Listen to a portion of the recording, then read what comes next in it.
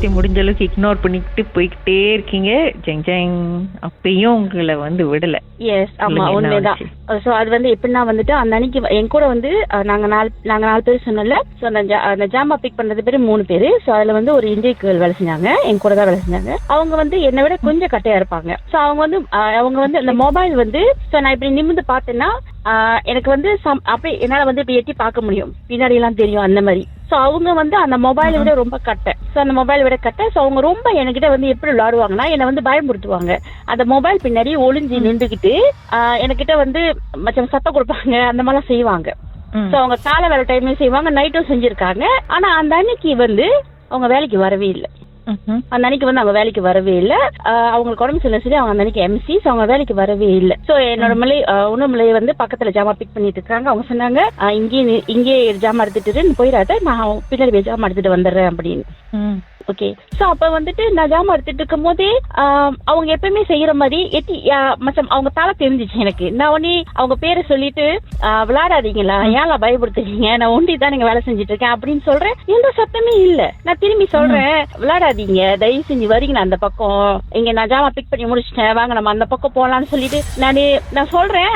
எந்த ரெஸ்பான்ஸும் இல்ல. ஆனா எனக்கு அந்த தலை தெரியுது, அவங்க அந்த முடி வந்து எனக்கு தெரியுது. சோ நான் திருப்பி அதே தான் நான் சொல்றேன், விளையாண்டுட்டு இருக்காதீங்க, வாங்க வாங்க போலாம் அப்படின்னு சொல்லிட்டு, இல்ல இவங்க ரெஸ்பாண்டே பண்ண மாட்டாங்கன்னு சொல்லிட்டு நான் ஜாமா பிக் பண்ணி அப்படியே வச்சுட்டு அப்படியே போயிட்டு அந்த மொபைல் பின்னாடி பாக்குறேன், யாருமே இல்ல. அப்ப யாருமே இல்ல. எனக்கு அப்படியே வருத்துருச்சு, நம்ம இப்ப யார்கிட்ட பேசிக்கிட்டு இருந்தோம் அப்படின்னு சொல்லிட்டு நான் ஒண்ணுமே பண்ணல, ஜாமா பிக் பண்ணவே இல்லை. அப்படியே அந்த மொபைல் விட்டுட்டு விறுவிறுன்னு நடந்து என் லீடர் அவங்க ரூம் இருக்கும், அங்க ஒரு இடம் இருக்கும், அவங்க உட்காந்துருப்பாங்க. அங்க போயிட்டு அப்படியே உட்காந்துட்டு ஏன் என்னாச்சு அப்படின்ட்டு ஒன்னும் இல்ல கொஞ்ச நேரம் நான் ரெஸ்ட் பண்ண போறேன், எனக்கு கால் வலிக்கு சொல்லிட்டு தண்ணி குடிச்சிட்டு நான் அப்படியே உட்காந்துருக்கேன். அந்த மாதிரி வந்து அவ உடனே விறுவிறு மொபைல் தள்ளிட்டு வந்துட்டு ஏன் என்ன விட்டுட்டு போனேன், ஏன் மொபைல் அங்க இருக்கு. நான் சொன்னேன், இல்ல அந்த கேர்ள் பாரு என்ன பயம் கொடுத்துருச்சு, ஆனா திரும்பி பாக்குற யாரோ காரணம்ட்டு. அவனே அவன் சொல்றா, இல்ல ஜோதி அவங்க இன்னைக்கு வேலைக்கு வரல, எம்சி உனக்கு தெரியாதா அப்படி. எனக்கு அப்படி கொஞ்சம் உங்களுக்கு தெரியாது அவங்க வரலன்ற விஷயம், உங்களுக்கு அப்ப தெரியாது? எனக்கு தெரியாது. ஏன்னா நான் அந்த லீடர்கிட்ட கேட்கும் போது அவங்க சொன்னாங்க, அவங்க லேட்டா மசப் பண்ணுவாங்க, நீங்க போய் ஜாயின், உங்க வேலையை நீங்க போய் செய்யுங்க, அவங்க வருவாங்க அப்படின்ட்டு.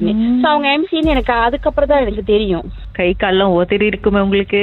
எனக்கு சத்தியமா கொஞ்ச நேரத்துல எனக்கு உயிரே இல்ல, எனக்கு அப்படியே பயம் வந்துருச்சு. சோ அந்த நடிக்கை வேலை முடிச்சுட்டு நான் அந்த நாய்க்காட்சி கூடயே தான் ஒட்டிக்கிட்டே தான் போனேன். நான் சொன்னேன், நான் அங்கேயே நின்று கத்து, தயவு செஞ்சு போயிடாத நில்லு, நான் ஒன்னாவே ஜாமா பிக் பண்ணுவோம், நீ தயவு செஞ்சு விட்டுட்டு போயிடாத அப்படின்ட்டு. அதோட நான் வீட்டுக்கு வந்துட்டு அப்புறம் நான் சொன்னேன், எனக்கு இந்த மாதிரி இது நடந்துச்சு, என்னால இது பண்ண முடியல. அப்ப என்ன வந்து வீட்டுல சமாதானப்படுத்துறாங்க, இல்ல அதெல்லாம் ஒண்ணும் இருக்காது, பிரமையா இருந்திருக்கும், மேபி இப்படி பார்க்கும் போது மேபி ஏதாச்சும் தெரிஞ்சிருக்கும் அப்படின்ட்டு. சோ அதை விட்டாச்சு. சோ மறுநாள் நைட்டு வேலைக்கிறேன். மறுநாள் நைட்டு வேலைக்கு போகும்போது மறுநாள் என்ன நடந்துச்சுன்னு ஒரு கேப்புக்கு பிறகு பேசும், கொண்டு இருங்க. ஓகே. ராகவில் கீதாவுடன் மர்ம தேசம்.